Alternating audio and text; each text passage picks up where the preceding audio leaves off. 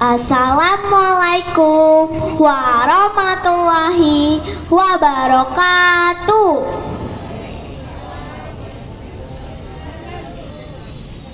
Apa kabar teman-teman? Perkenalkan, nama saya Alisa Anugrah Intizara. Hari ini saya akan membawakan cerita yang berjudul Si Kanik Barau Sanipah, karya Bapak Ahmad Maulana dan almarhum Bapak Odang Darmansyah. Sudah pernah dengar belum cerita Si Kanik Barau Sanipah? Kalau belum, disimak ya. Dalam sejarah daerah Berau dinyatakan bahwa penduduk asli ini terdiri atas dua rumpun bangsa, yaitu suku Dayak dan suku Banua. Suku Dayak mendiami di daerah pedalaman dan suku Banua bermukim di tepi pantai atau di tepi Sungai Segah dan Sungai Kelai. Ada 7 Banua yang masing-masing dipimpin oleh seorang kepala adat, yaitu Banua Marancang, Banua Pantai, Banua Kuran, Banua Balalung, Banua Buyut, Banua Suangkung, dan Banua Lati. Wilayah Banua Pantai meliputi pantai atau pesisir daerah Berau. Itulah sebabnya dinamakan Banua Pantai sesuai dengan letak daerahnya. Banua Pantai dipimpin oleh seorang kepala adat, yaitu Rangga Batara. Ia terkenal sebagai pemimpin yang selalu dekat kepada rakyat karena sifatnya yang adil, bijaksana, dan arif. Hal itu disebabkan beliau disegani dan dikasihi oleh seisi Banua Pantai. Terlebih lagi, berita tentang kecantikan putri tunggalnya yang bernama Si Kanik Barau Sanipah. Kecantikan putri Kanik Barau Sanipah tidak ada tandingnya di negeri Berau. Kecantikan yang dikaruniai Tuhan dilengkapi pula dengan budi pekerti yang halus, kecerdasan yang sangat tinggi, merupakan perpaduan yang sangat sempurna. Tetapi ada yang berubah pada diri Rangga Batara dan istrinya. Kecintaannya kepada Tuhan berkurang semenjak anaknya lahir. Sebelum Si Kanik Barau Sanipah lahir, kedua suami istri itu sangat taat dan cinta kepada Tuhan. Mereka tidak pernah lalai sembahyang. Hal itu menyebabkan malapetaka yang cukup besar melanda negeri itu. Pada suatu hari, rakyat dikejutkan oleh serangan ribuan ikan julung-julung atau ikan todak yang menyerang para penduduk yang berada di dekat perairan, seperti para nelayan yang sedang menangkap ikan, orang yang tengah mandi dan mencuci pakaian. Mereka diserang dan ditusuk oleh moncongnya yang runcing seperti mata gergaji. Rangga Batara di saat itu memutuskan untuk melawan ikan-ikan itu.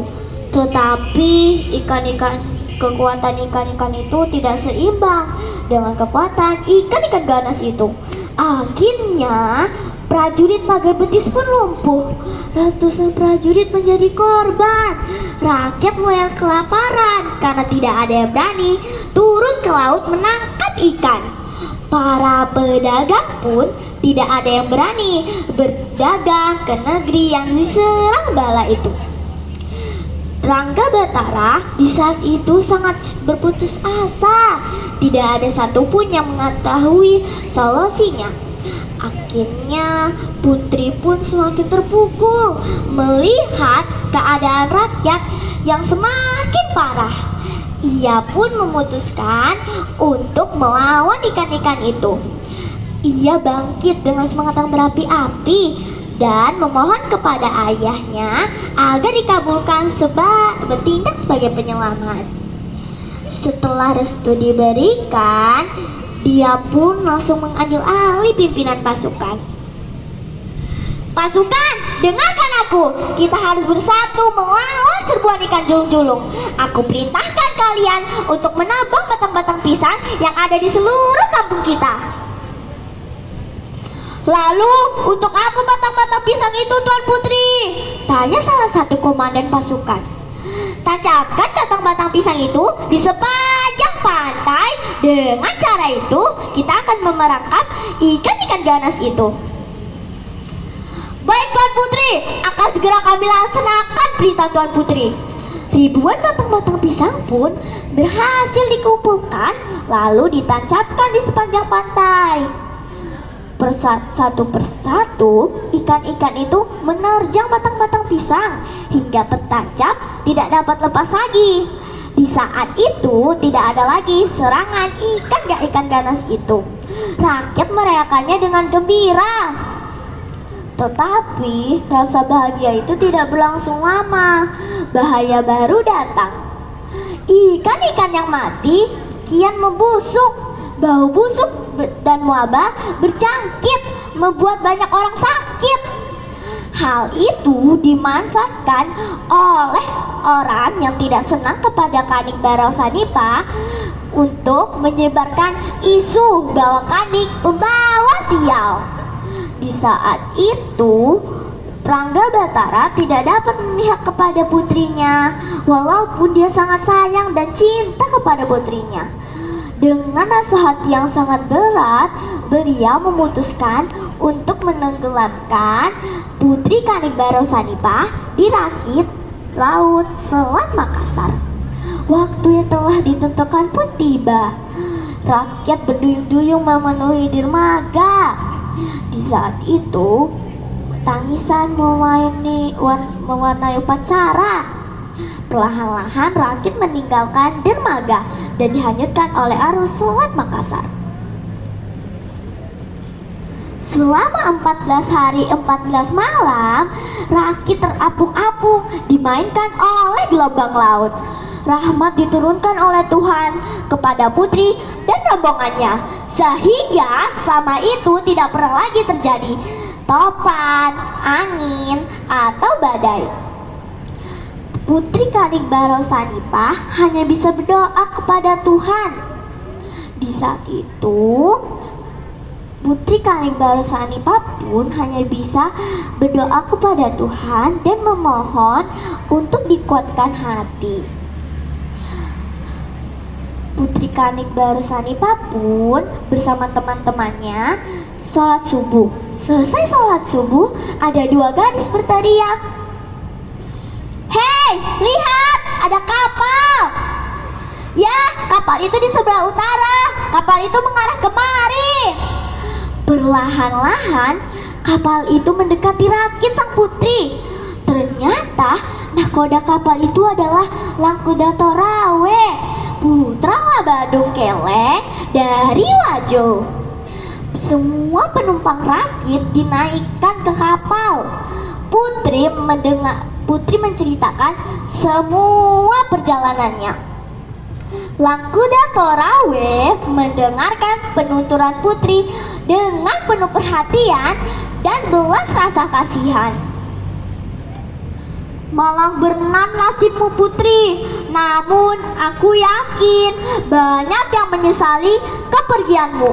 Aku yakin saat ini rakyat Benua Pantai telah menyadari kekeliruan tanpamu." "Benarkah? Apakah kau yakin mereka ingin menerima kami kembali?" tanya putri penuh harap.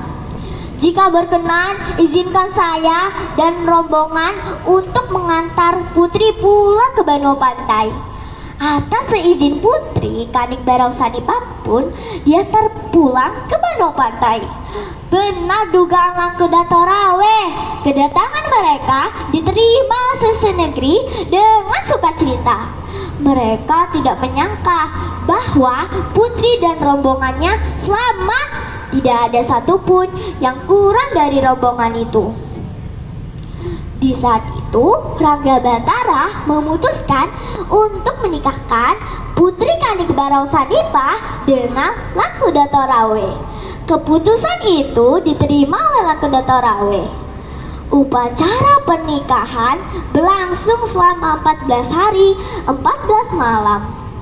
Undangan dari 6 benua berdatangan dan turut memeriahkan pesta adat atau budaya yang disebut Irau. Di upacara bahagia itu, Rangga Batara mengumumkan pengunduran diri dan digantikan oleh putrinya sebagai Ratu Kanik Barau Sanipa. Sekian cerita Ratu Kanik Barau Sanipa. Sekarang cerita ini diteladani oleh masyarakat Berau. Namanya pun diabadikan sebagai nama jalan dan nama organisasi seni budaya. Bahkan salah satu putri Sultan Gunung Tabur diberikan nama Aji Putri Kanik Barau Sanipa. Bagaimana teman-teman? Menarik tidak ceritanya? Pesan yang dapat kita ambil dari cerita ini adalah walaupun kita memiliki kelebihan, kita tidak boleh sombong karena semua yang di muka bumi ini hanyalah titipan yang dari Maha Kuasa.